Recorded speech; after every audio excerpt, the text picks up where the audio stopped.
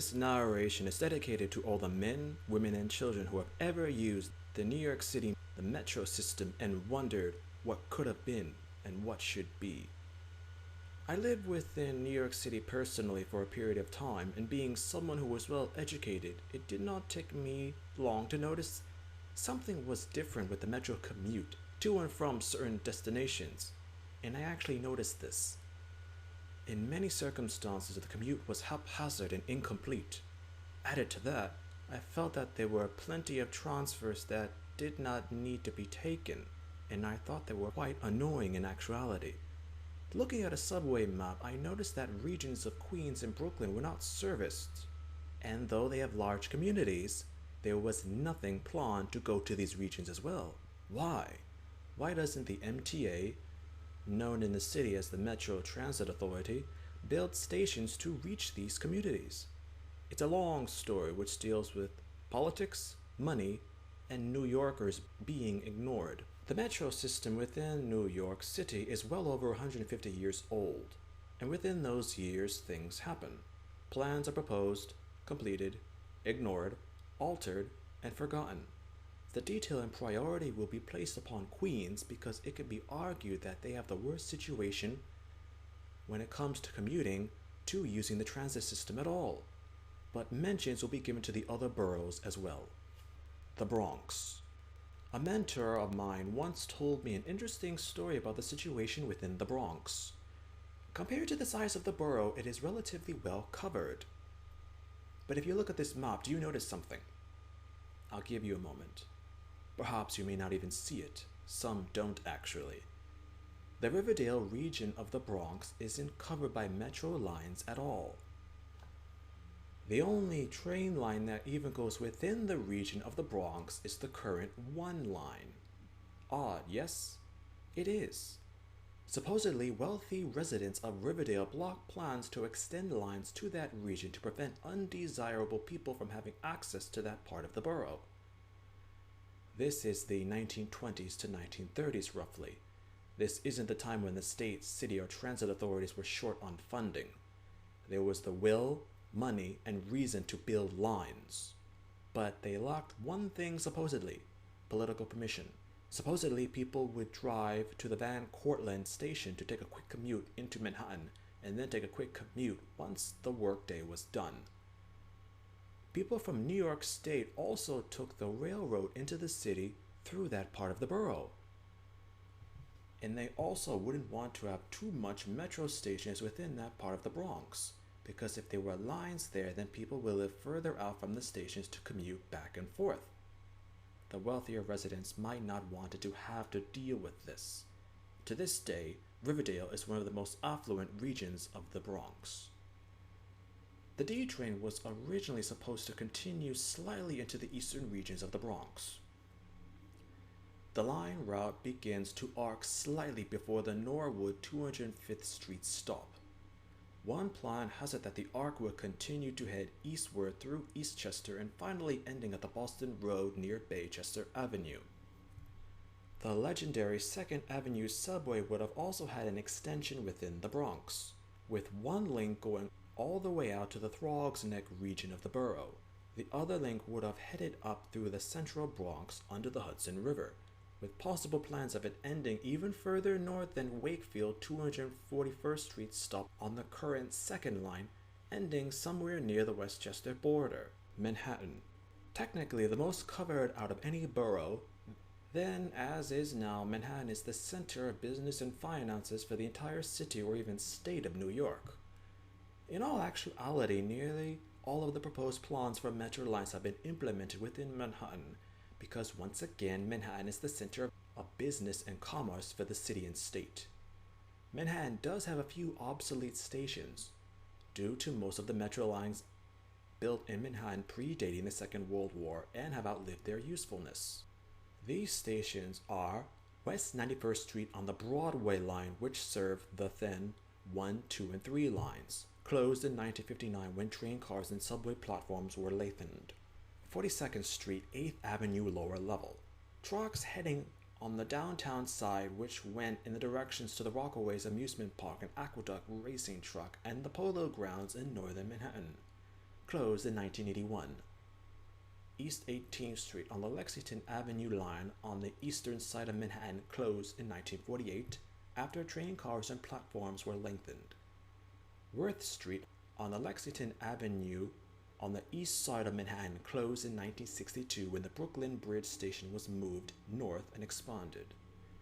City Hall Station, the most well-known closed subway station within the city, a small station on a tight curve which closed in 1945 when the Brooklyn Bridge Station was expanded, perhaps the only example of early 20th century subway architecture within the metro system which has been nearly untouched by graffiti. For all that Manhattan has, there are a few extensions that it could have had but did not. First is the Manhattan-Queens connection at 57th Street. Heading upward under Central Park, it would have turned east at 76th Street, continuing under the East River and connected to the Steinway Street station. Second is the 8th Avenue line extension to Williamsburg, one of the three possible extensions from train lines from the southern Manhattan region to the southern regions of Brooklyn. This line would have started in Chinatown, Canal Street, and headed out under the East River to link up at the South 4th Street station in Brooklyn. Bigger plans would have had it connect to the also abandoned Utica line. Third is another of the three possible extensions from southern Manhattan to South Brooklyn.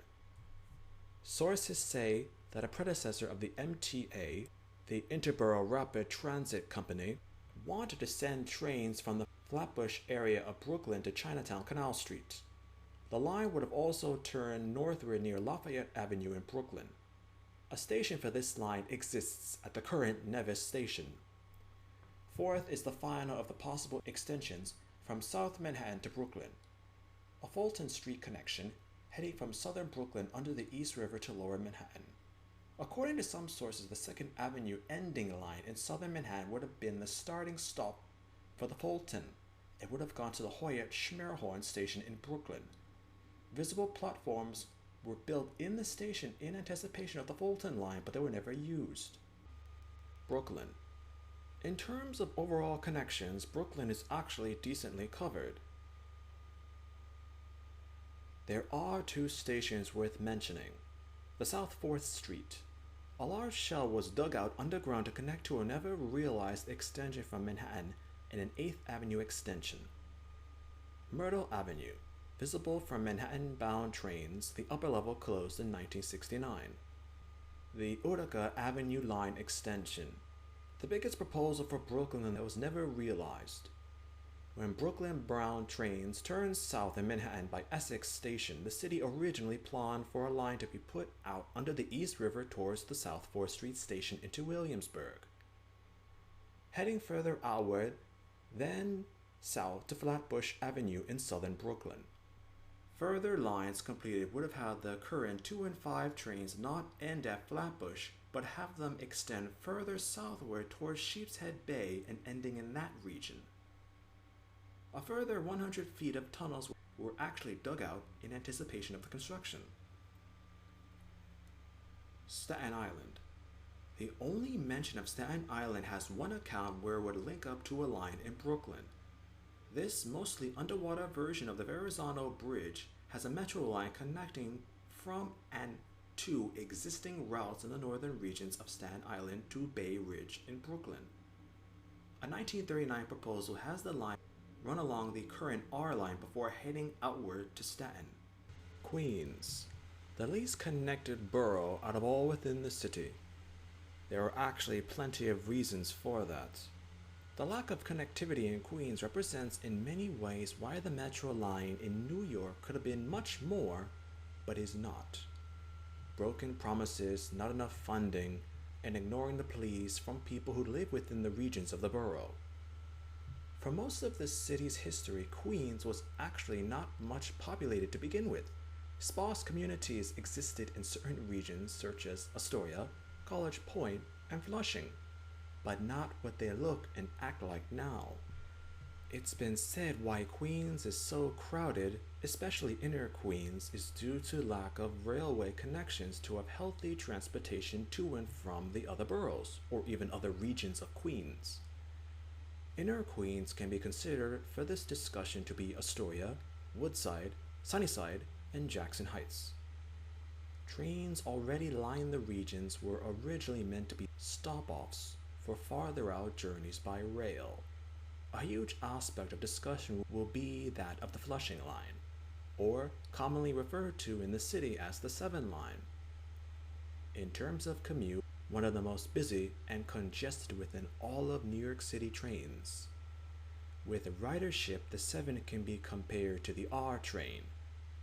And this is only because the R train passes through 3 boroughs, Queens, Manhattan, and Brooklyn, while the Flushing Line mostly exists within Queens and a small portion of Manhattan. This has mostly to do with the fact that until the end of the Second World War, Queens was mostly farmland. There was nothing to do out there. There was no people to put a metro line to. And more importantly, there was no political reason to push the Flushing Line farther out than, at the time, was one of the furthest out cities within the New York City area, which was Main Street Flushing. The regions had little incentive for people to head further out to live there. The city was where jobs were, and most people actually lived within Brooklyn and Manhattan, or even the Bronx, not all the way out in inner Queens. The Second World War changed all this. With returning soldiers coming back to the city, many did not want to deal with the chaotic fervor of the city and desired more quiet living. Slowly, Queens began to become more populated, and demands for metro line connections increased.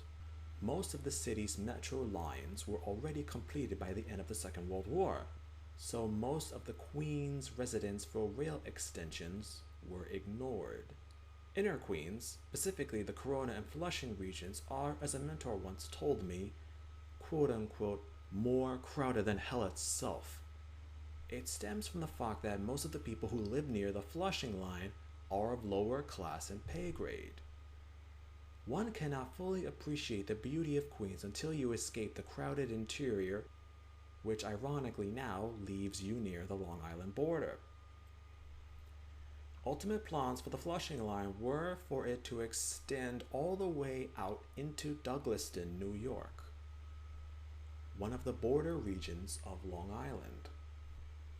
Other plans were for service of the Whitestone region of Queens that did not use the Long Island Railroad tracks by diverting a line that left east from Main Street and looped around back to College Point through 149th Street via 11th Avenue. This was the main proposal in the late 1920s. Flushing Line extensions were given priority within the metro system as late as 1945. But around this time was when the police began to be ignored. Connections between the Astoria and Flushing lines were taken out of service in 1949, and it left people living in that region of Queens, Flushing and Corona, effectively one train route to get into Manhattan or even to be able to connect to Brooklyn. So many people actually used the new line that huge crowds gathered to use the line upon opening. Soon the station became overwhelmed, and after the Second World War, another entrance was built. This soon became overwhelmed as well, and even more opened in 1999. The intersection of Roosevelt Avenue and Main Street is heavily congested due to the narrow walkways and smaller streets, once hinting at a glorious, clean, quiet, and less populated past. The buses that now drive into Main Street come from all over the region of the borough and even parts of Long Island to connect to the Flushing Line. Here's a photo from the early 20th century. Note the skyline and streets, open, wide, and welcoming. Here is a photograph that I took myself from the early 21st century. Note the skyline and streets, closed, dirty, and congested. When Flushing was first founded as a Dutch village, the standards were not as they were now. Even when the early years of the Flushing Line came into the region, congestion was not really that much of a problem. It was later on when outsourcing of jobs from the Long Island region of New York State forced commuters to head into the city for work. This is a key reason why the streets are almost always crowded with cars. Naturally, they would use the Flushing Line to commute into the city for their new or more narrow field of employment. Other reasons include the influx of Chinese people from the 1980s onward. The attempts to relieve modern congestion within the Flushing line has had many proposals, none of which have been implemented at all in any shape or form. An interesting reference is when you look at the map of the Flushing line and notice that the Long Island Railroad extends further out. One possible extension for the 7 line was to roughly follow a similar path to the outer border regions of Queens to connect Long Island to the city itself. Here's some food for thought.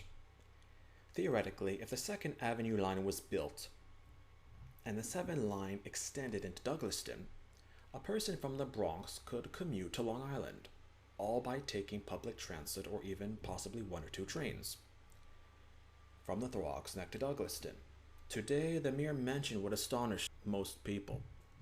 That might be food for thought for people outside the city, but within the city, they could consider it to be a banquet. I will not bore listeners and viewers with all of the proposed lines to existing tracks, but I will mention the overall theme that the metro lines were supposed to be extended further out into Queens and Brooklyn.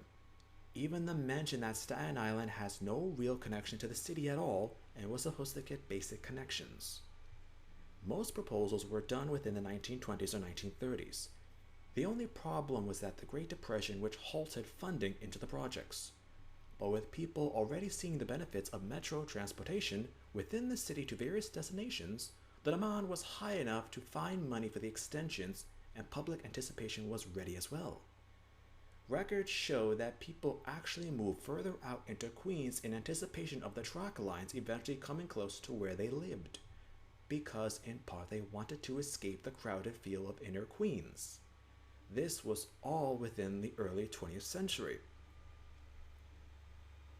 Brooklyn was supposed to get the extensions to the flatland regions of the borough and even possible connections or easier travel to the Rockaway lines. In terms of timing, it's as if a runner ran a race but was forced to stop just before the finish line, because in actuality, the extensions to the flatlands were vast, or the costs would have broken the bank because lines were already nearby. It was just a lack of money and other priorities which left those people in those regions out of luck. In modern times of the city, these regions of Brooklyn are considered distant due to the lack of metro connections to the areas. Staten Island residents might be the worst off because they have no real connection to the city at all, even though plans were made to give them equal representation. Various plans included connections to the southern Manhattan and even regions of Brooklyn such as Bay Ridge, as mentioned before. It was not funding that essentially cut off the borough from the rest of the city. Records show that it was political vendettas and agendas that cost the residents easy connection to the city. As a result of lack of access to the city, Staten Island has made numerous attempts to secede from New York and politically join with New Jersey. A vote in the late 1970s even formally made it legal, but the proclamation was blocked by the New York City and State Senates. It does not even end there. There were even concepts for metro lines to extend into New Jersey, which would connect into Manhattan due to populations that were geographically close to the city and workers who commuted on the other side of Manhattan besides Brooklyn and Queens. A brief idea was to run a line under modern John F. Kennedy Boulevard, the distance of roughly Bergen County, through Journal Square and Bayonne all the way to the region that bordered Staten Island, and even possibly into northern Staten Island itself. However, the idea was quickly forgotten. It's actually interesting to think of the concept when in modern times the notion of a line to and from Staten Island from New Jersey is actually needed. With that same blueprint, there were also mentions of extending the modern POTH train all the way further out into Newark. That actually would have been something. Concepts for Staten Island include more service along the northern regions of the island with existing routes possibly extending from St. George through Brighton, Livingston, and ending in Port Richmond. Further ideas had more rails for the other end of the island as well. In 1923, the city broke ground for the Narrows Tunnel that would connect Staten Island to Brooklyn. Originally planned for more freight, critics at the time denounced it as a waste of time and money, saying that the effort should be used for quote unquote real trains and real subway lines. Only 150 feet of the line was dug out before the tunnel was abandoned. Ideas would have had the tunnel connect to Tompkinsville in Staten Island. Even further, as another mention for Queens is the concept of no real rail link between Manhattan and LaGuardia Airport. It's estimated that 89% of the people who live in Upper Manhattan take some sort of car transportation to the airport, be it by friends or family who have cars, taxi, or livery cabs, or even buses. Stories exist that originally rail lines were supposed to extend to the airport, but the people who lived in that part of inner Queens were cab drivers who lobbied to have the idea put down because it might put them out of work. Modern ideas are put forth now only to be blocked by modern residents who fear noise and pollution might hamper their way of life. It could be seen as the selfish few who want their needs over the masses. Proposals are said to possibly ignore the people who live there and at least put an air tram or monorail to the airport because demand is so high from Manhattan and even the Bronx for some sort of connection to and from the airport. On a last bit of discussion, one major aspect is that should be addressed. The possibility is that some would suggest continuing the lines to their original destinations. In today's New York City, that is utterly impossible due to the land price to buy the land to make the tunnels, and political and community selfishness and costs for anything and everything else. Once again, we look at the Flushing line, and the fact that the line was extended to the Hudson Yards, the first real extension of any line within the New York City subway system in over 100 years. But why there? Extensions are needed to get the 7 train past Flushing, but that was not even mentioned. Why? Once again, it ties into the first comments of the discussion. Main Street is more crowded than hell itself. Even if property owners gave land free to the city, it would cost an astronomical amount to build through modern Flushing. One reason why proposals almost went through to continue the Flushing line to Douglaston, or in other accounts Bell Boulevard, or even Little Neck, was because few, if anyone, lived that far out, and the line was cheap to buy for the metro lines. With northern Queens only having the Flushing line as a connection to Manhattan or even as a transfer to Brooklyn, there have been repeated calls to do something to alleviate the bottleneck that the Flushing line has now caused within Queens. No calls or proposals or ideas have been implemented in any shape or form. Here is a map with the additional lines proposed during the discussion. Black dots denote hypothetical transfer locations, and lines denote the colors are extensions to where trains were originally supposed to go and end.